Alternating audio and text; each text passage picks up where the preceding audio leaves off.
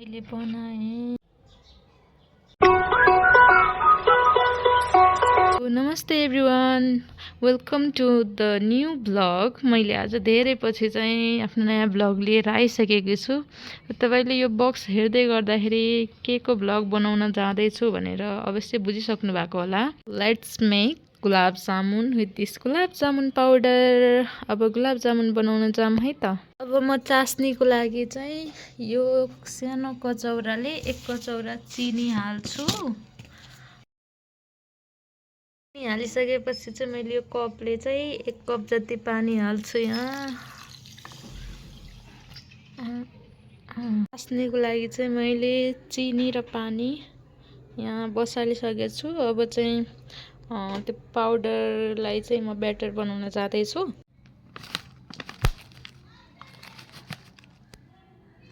Guys मैले batter मुस्दा यहाँ यो गिलो भएको जस्तो फिल भइरह।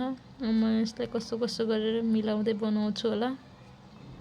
आई होप राम्रो बनोस्। अन्तिमसम्म भिडियो हेर्नु मैले बनाएको गुलाब जामुन कस्तो बन्छ तपाईहरुले कमेन्ट गर्नु होला।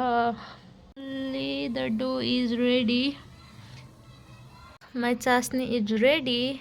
र for the good taste and good smell मैले योमा चाहिँ इलायची चाहिँ 3टा चाहिँ कुटेर राखिदिएँ। यू क्यान सी इट, क्या दामी स्मेल आइरहेको। कस्तो राम्ररी फुलिरह। I'm just loving it.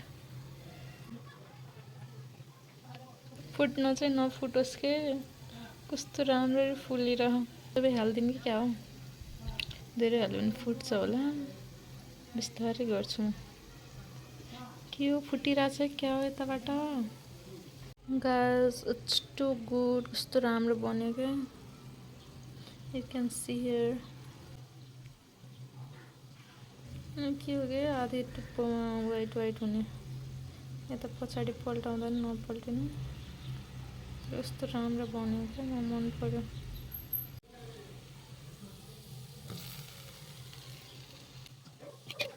As gulab jamun नै हो। Finally I made it.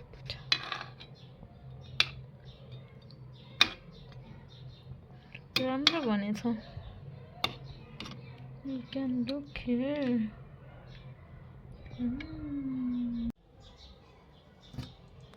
Wow, so juicy.